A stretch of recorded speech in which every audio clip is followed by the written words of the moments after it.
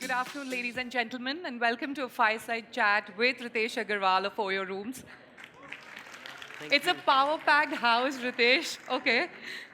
So without wasting any time, at 17, you were managing Arrival Stays, and that's an Indian version of Airbnb that you were doing, and that in 2013 pivoted to a budget hotels aggregator, OYO Rooms. You come from a business family. Was starting up on your own always a goal? So, I think businesses in India can be of very different forms. So my dad used to run a very small business, in the local business in southern half of Orissa. So I think for me, next business was basically, I come from a Marwadi Baniya family. So the next business would have been Dukaan mein baithega ladka. So I think from that perspective, I've felt that even if I got a decent software job, I could have done better.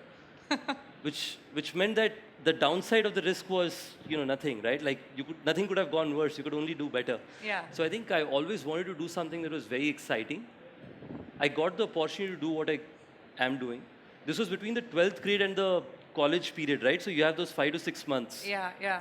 That's where I started, and I felt that that was a time when you can be doing anything and nothing else matters, and just start working at that point. And tell us the story that you pretty much started some 6 businesses under one brand name and then finally got to OYO Rooms. What was that all about? No, so I think this is a story about every entrepreneur, right? The first thing never works. If it works, it's magical, and of course, Steve Jobs, etc. have done it, and big inspirations for the world. But we have to remember that we are mere mortals. So I think from that perspective, I first started being able to manage small SMBs and giving them services like that of, doing advertisements for them, going and doing external sales for them. Yeah. Post that, I started reaching out to the small guest house owners because I went and traveled and stayed at a lot of these properties. Yeah. To say, I will advertise you online. Then I realized possibly helping them to standardize the experience will create a lot of value. So I think one thing led to the other. But if you've not failed, you've not hardened yourself. So But I think this becomes very valuable. Yeah, but failing once, twice, 3 times, 4 times, didn't you ever feel or you wanted to call it all quits? No, I think here's the thing, right? I knew if I'd gone to college, I would not do very well. And then my family would hate me. So I felt if family was to hate me anyway, then I would rather do what I feel very excited about. That's a clear message you're giving them. All right, now OYO is a product that has never been built or copied or, started anywhere in the world. You're the first one to do it. And, it's a completely make in India business. You have 90% market share in the rooms aggregation play. Do you see today a lot of Me Too's, and what is your biggest strength that will set you apart? I think imitation is the best form of flattery, ma'am, so feel very excited about it.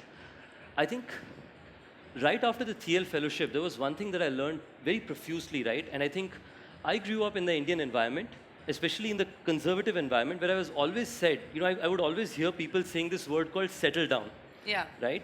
And I realized over time that settle down is actually the biggest banes in our society, because you're doing very well, but then, because you're doing very well, settle down, which means stop yourself from doing very well. Yeah. So I think one of the things I learned during the fellowship in the Bay Area is thinking really big. At the same time, emulation is not the only way of being successful, and it is not wrong. I think, you can be solving an indigenous problem, which makes total sense, and it doesn't matter that if you're emulating someone or not.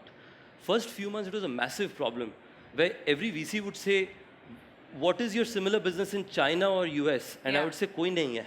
So it used to be a big problem in the beginning. So the first mover advantage was a hindrance, yeah. But I think that is the value as well. Yeah. Because in the first year, everyone thought of us like a real estate business. I remember no engineer would join us, so I would fly to Bangalore, tell people why we are a tech business, and fly back with 3 engineers. Because people would never imagine. That is the reason why, in comparison to other sectors like Crawford's and so on, they started 2 months later, their competition showed up. Because it's very easy to understand what's going on. What we were trying to do was so difficult to understand that people were saying, these guys are doing real estate businesses, the guy is very young, so he might not be very smart. So anyway, he's not doing something very cool, so we should do something else. So I think that helped us in some way.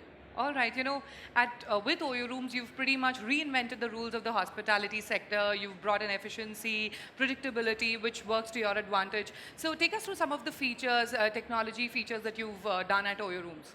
So I think one of the things that I feel very powerfully about, and I don't know how many of you have used a mobile product from a consumer side and you'd realize, till date, booking a hotel was almost like booking like a house, right? You go there, you see pictures, you see reviews, then you press a button, then they ask your name. Like it almost feels like you're filling your marriage application form. Very tough job. Whereas on the other side, I felt amazed when the cab companies showed up and you could press a button and get a cab. And I felt that in the same manner, why it doesn't make sense to find a reliable room in any part of the town every time you want to. Yeah. And I think that is why we created the experience in a manner where you should be able to press a button and in 5 seconds get a room. Sure. Which means today, majority of our reservations, 70 to 80% of our bookings comes 6 hours before check-in on our mobile app, which means people are literally landing in the city, saying, let me find the hotels around, press a button and they get a room. Okay. So I think that's been one very powerful trait.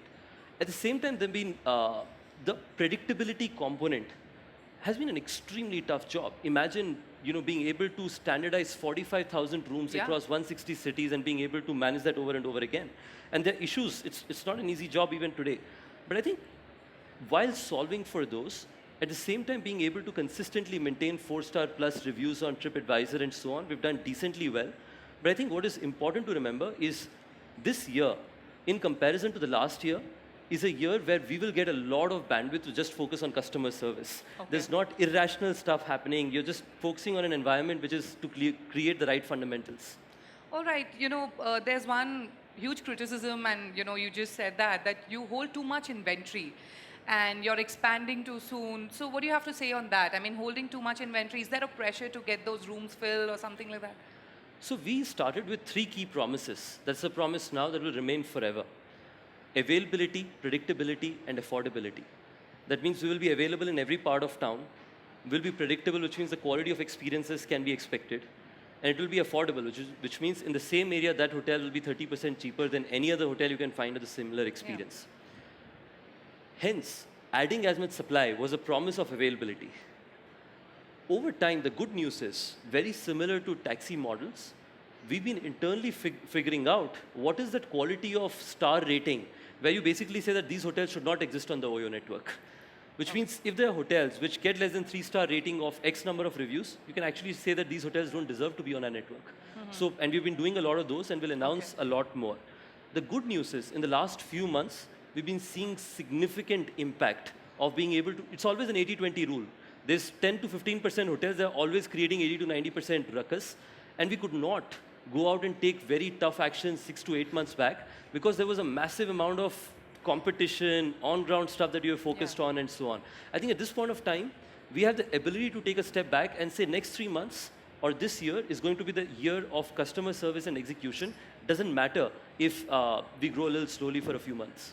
All right, because I was just about to ask you that there's also a lot of criticism about people not liking the rooms. You have 46,000 rooms to manage. Yeah. Sometimes there are service issues. So how do you tackle those problems? Yeah, no, I think good point. I'd love to run you through how the back end of OYO works. Right, we almost think about the customer experience from discovery till checkout, where we say how does the consumer discover a room? Yeah. What is the booking experience like? What is the check-in and stay experience? What is the checkout experience? Most of the questions pertains to the stay experience in terms of either I reach the hotel and I don't find the room that I expected, or I find the room and the services were not great. Not there, yeah.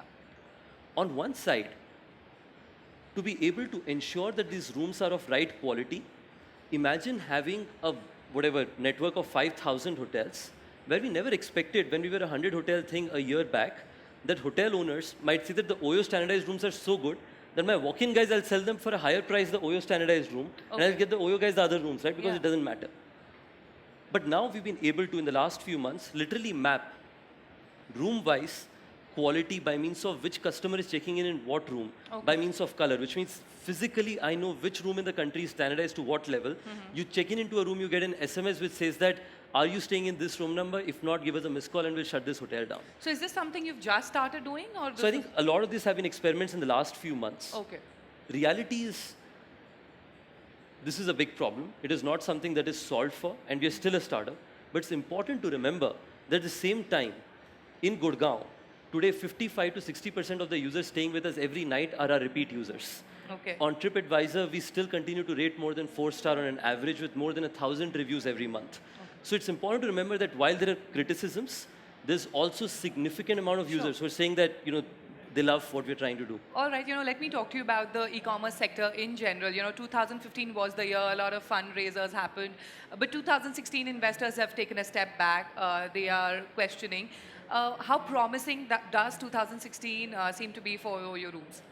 So I think our belief is, I told this to you earlier, that this year for us is going to be to go back to the fundamentals and focus there and continue to put our foot on the gas on aggressive execution on the ground. The good news is that, one, there'll be a lot of innovation that happens this year.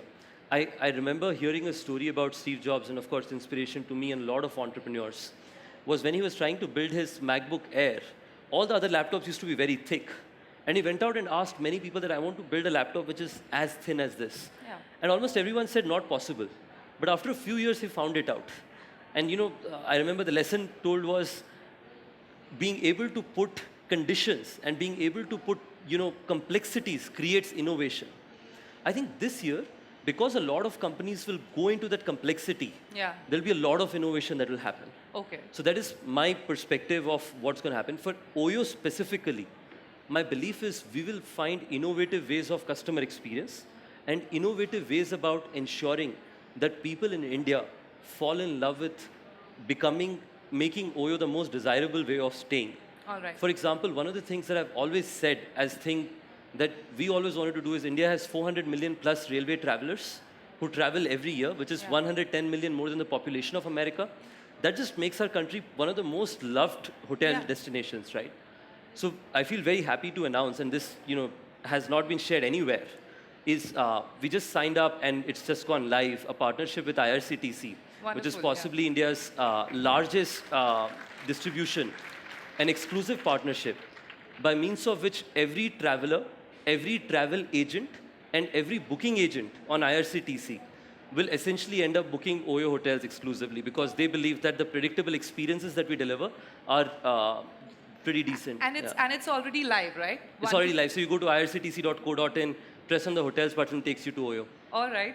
So wonderful news. We like doing things and then talking about it. Okay. Okay, now coming to your recent acquisition about OYO Rooms, you've mentioned in a couple of interviews and you've said that any innovation in this space will lead to consolidation. So was the acquisition of OYO Rooms a natural move for you, or was it investor driven? What made you acquire that company?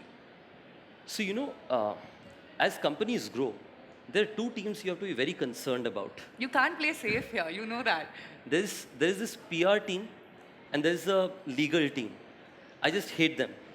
But unfortunately, right before I was coming here, I was told to say some candid line which said no Ritesh. comments. So tell us, why did you acquire OYO Rooms? Yeah, so I think, here's the thing, right? I think consolidation in our space was inevitable because it's a network business. Yeah. Wherein the network who has the most amount of predictable hotels, customers will go there. Yeah. And because customers will go there, you can force the hotel to deliver the right experience because it's making so much money from you. I think specifically about any deal, I can't talk about it at this point of time. I'm sure you will appreciate it. Okay. But my belief is this is going to help the sector not from the perspective of just valuation and so on. It's going to help the sector majorly from customer experience point of view. Okay. And I'll give you a tactical example.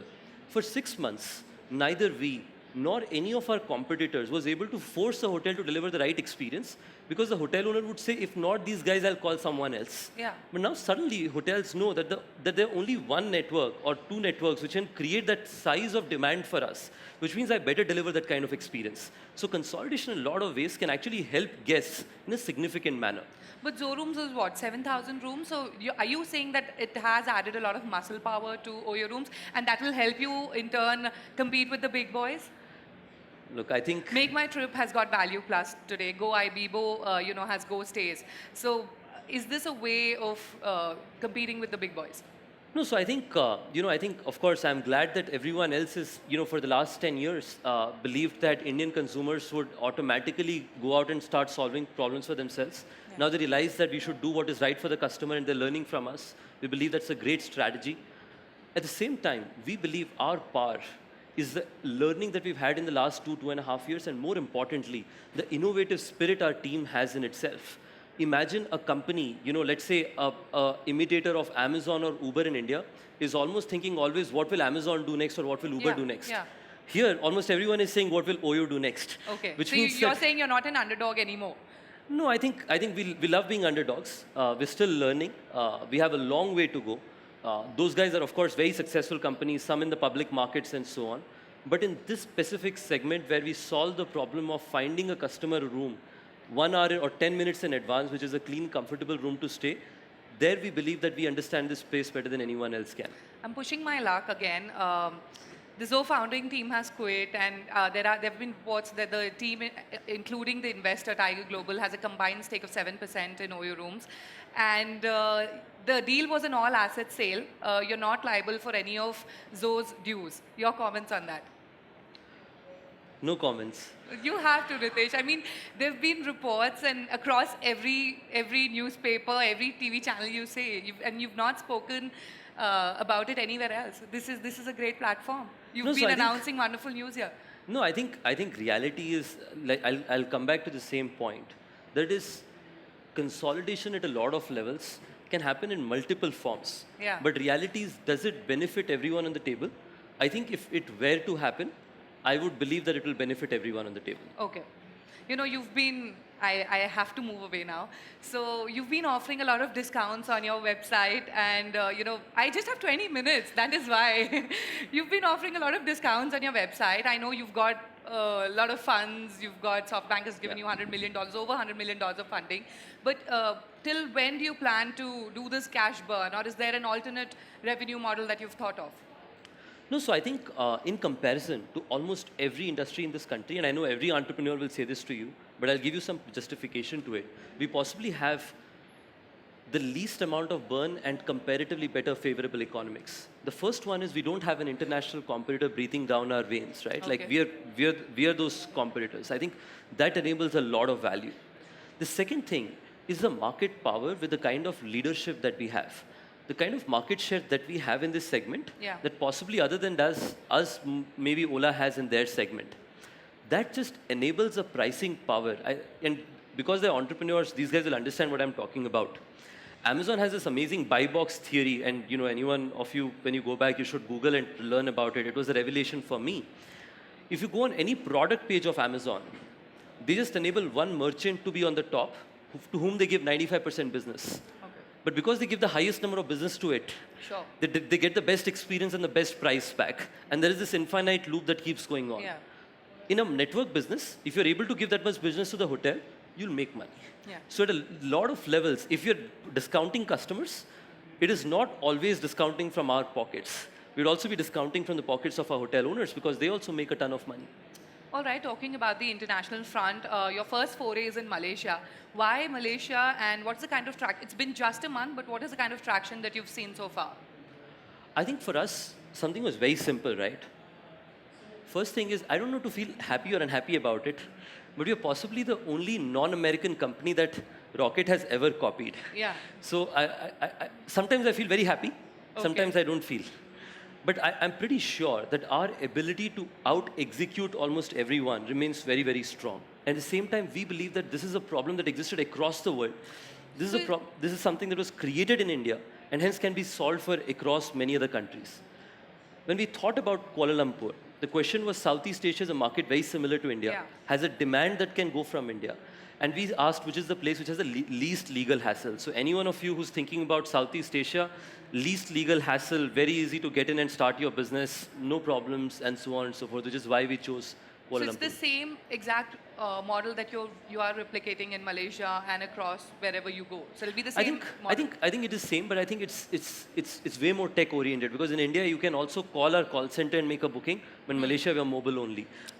In India you can still have a lot of web-based thing that happen, but there we do a little bit of web, but still very mobile driven. So we believe that outside of India, in India we did experimented with a lot of models, but India we know 5 or 6 things that work. That's very similar to how a mobile business that works from both sides. We will just keep replicating that. But you also have competition from, Zen Rooms and Readers. So how are you tackling them? We had competition in India 6 months back. So we do very well. All right, we'll see. Tell me, what are the next markets you'll be eyeing? I know Southeast Asia is a huge market, but would you be looking at Africa or South America? Because these markets also have a large share of unbranded budget supply hotels.